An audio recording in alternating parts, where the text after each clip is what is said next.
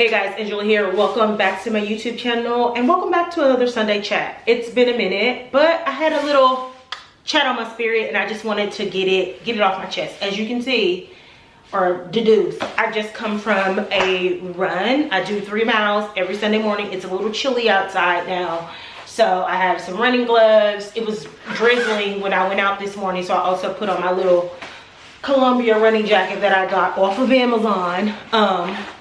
And then I needed to make a stop at Whole Foods because when I went grocery shopping yesterday, I forgot some stuff, of course. So after my 3 miles, I went to Whole Foods and then I just took a nice little leisurely walk home. And because I'm forgetful, I've started back carrying my little Moleskine around with me. Like, I've started back making notes. So I had a little list of the things I needed to get. And just like making little lists and notes in my little Moleskine. I've also tried to start back journaling, which is what this video is about, right? The title of it is Reclaiming My Time. I am in a season of reclaiming my time and reclaiming my mind. So you've probably seen some of my YouTube shorts. If you're just on YouTube, or if you follow me on TikTok, you've seen me talk about this personal curriculum that I have developed. I'm calling it a personal curriculum because that is currently a trend on TikTok and it aligns with it, you know, SEO and all of the things. But it's literally just me getting back to things that, you know, require me to use my mind, to use my hands, to be disconnected from the internet. Not that I don't love being on the internet. I'm not one of those people that's like, the internet is terrible. There are some great things on the internet, right? Like I said, yes, the algorithm is racist and it is messy and like all of those things, but it is also a reflection of you and your interests and the things that you give your time to. So you also, in a lot of ways, are able to manipulate your algorithm. You're in control of your algorithm, right? It'll give you what you give time to, you know what I'm saying?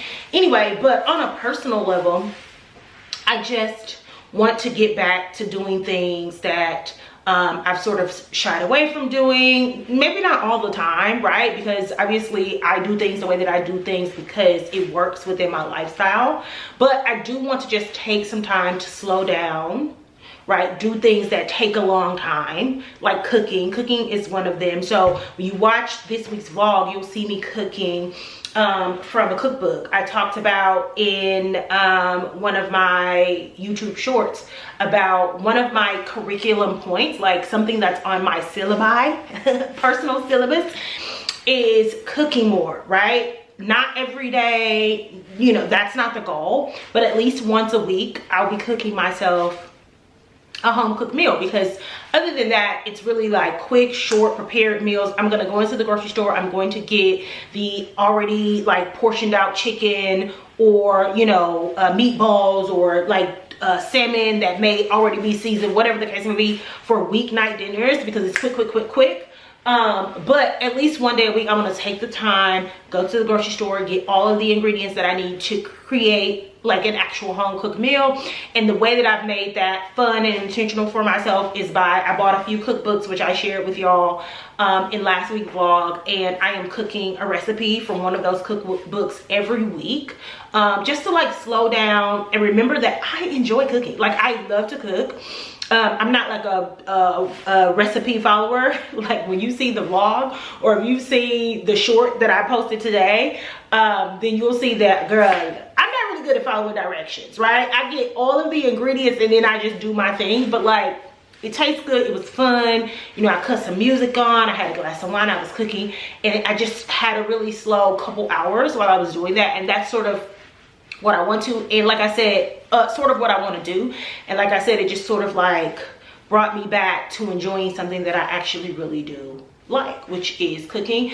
In addition to cooking, I also want to read differently. So I read a lot of romance. That is my genre of choice. I'm a person that likes to read for leisure and not, you know, like, and I'm not reading no self-help books and all of this type of stuff or whatever. I mean, I will, like, I've read like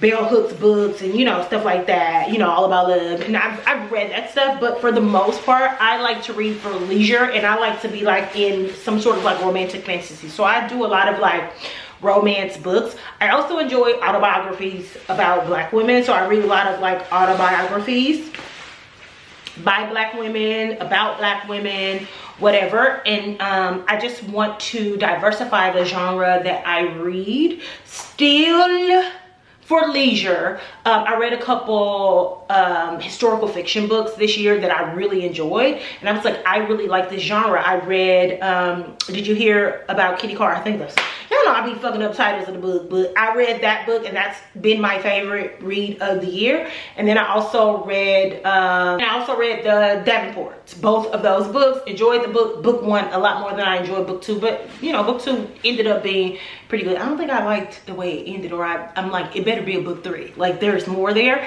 Anyway, I enjoyed the genre, and so I want to do more historical fiction. So actually for the month of November, I have 2 books. I also feel like I would be into like mystery. Like, I feel like that's something that I would really like. And so I also have a mystery book that I'm going to be reading, and it's also a Black mystery. So another thing, just like with like my art and stuff, I like to read Black authors, or at least about Black characters, like from a fictional lens. And so that's what I'm going to be looking for. So I have 2 books that I'm going to be reading this month. One I just bought, and when I'm done with that one, I will read another one. And then I still need to get Tina Knowles' book. I haven't read that yet. I actually am going to get that on audiobook, and I'm going to get Kamala's book on audiobook. I'm also going to buy them hardback, so I'll just have a copy of them. But for now, I'm going to get both of those on audiobook, and I want to read that in the morning, right? Because in the mornings, I'm not really like, I'm out of the podcast game. Like, I'm just off podcasts right now or whatever. I used to listen to podcasts like religiously in the morning, political podcasts, like self-helpy, you know, mind over matter type podcasts. And I just kind of like fell out of like interest. Like, I just, you know, I haven't picked up, even though I have one, I haven't like listened to podcasts in a long time, but I need something that hour or so in the morning while I'm getting ready to go to the gym. I've been finding myself like just opening TikTok or something like that and letting it play in the background. No. So I'm going to actually order those audiobooks and listen to those like in the morning, and that'll sort of be my morning thing. But the 2 books that I am going to read this month, okay, the first one is called We Don't Talk About Carol by Kristen Berry. And it's a mystery novel about a Black girl that discovers her aunt that has gone missing. I actually got this from a recommendation. Well, not necessarily a recommendation, but Talia. I got her from Talia's reading list for this month. She's also reading this book, and it aligns perfectly with my curriculum of wanting to diversify my genre reading. It's a mystery, and it's also a mystery about Black people. So I'm gonna read that. And then I'm also going to read Harlem Rhapsody, which is a historical fiction about a woman. Is it called Harlem Rhapsody? What is that book called? Let me make sure that's right. Yes, it's called Harlem Rhapsody. And basically it's about a Black woman who gets a job as like a lead, I think, newspaper writer. She's having an affair with W.E.B. Du Bois. So I'm gonna read that. I know that one is popular. I've seen that one before. So those are the 2 books that I'm going to read that aligns with my curriculum for this month. I'm really like reclaim my time, and it's felt good. Like, after I'm done editing this down and getting this posted, I am going to sit down, start my new book. I have somewhere to go tonight. That is my 3rd thing. So I have a few things on this curriculum. The 3rd thing is just to remain active and be more active as it relates to arts and culture and just cultural activities through the winter months, right? I kind of slowed down in the summer. I don't know. I didn't really do anything in the summertime. I don't even really know why. But in the wintertime, I tend to like slow down and just be a hermit, and I don't want to do that, right? And so the way that I'm going to keep myself from further like going into myself and not socializing and not, you know, getting culture and things like that is that I'm going to participate more. So tonight, Talia is in town and she's moderating a panel with Roy Wood Jr. He has a new memoir coming out, and so he's going to do a comedy set, and then he's going to do a panel discussion about his memoir with Talia. And so she invited me, she put me as her special guest, so I'm going to go. I invited one of my girlfriends, she's coming with me. On Tuesday or Wednesday, I'm going to a walkthrough of the Yoko Ono exhibit at the MCA with another one of my like internet friends. And so just saying yes to more cultural activities. I actually am about to look up, it's on my list to do anyway, look up the different shows that's in the theaters here in Chicago, as well as like dance music and things like that, and just, you know, pick some shows that I want to see and buy some tickets and do a lot of like theater. And so I love theater. I feel like I've said that before. I don't go enough, but every time I go to the theater, I'm like, why don't I come? I love it real bad, right?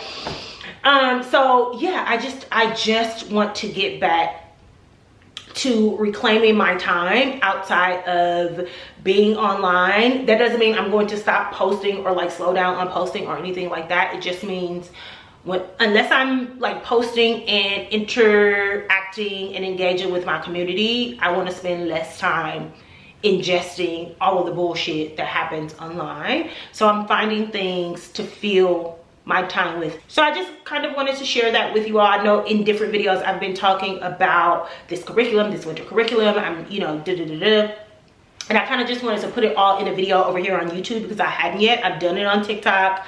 I put a little bit in my Instagram stories, but I haven't like fully talked about it over here on YouTube. So that is what's up with me. You'll be seeing a lot of that in the vlogs and stuff throughout the winter time, and you know, we'll update the curriculum as the seasons change and, you know, different activities become available. But I'm really excited. I'm really excited. Anyway, thank y'all so much for watching. Let me know if you have some sort of like winter list curriculum or something like that, and if you don't, if this inspired you to sort of create one, let me know some of the things that you would put or are going to put on your list in the comments below, and we can chat about it.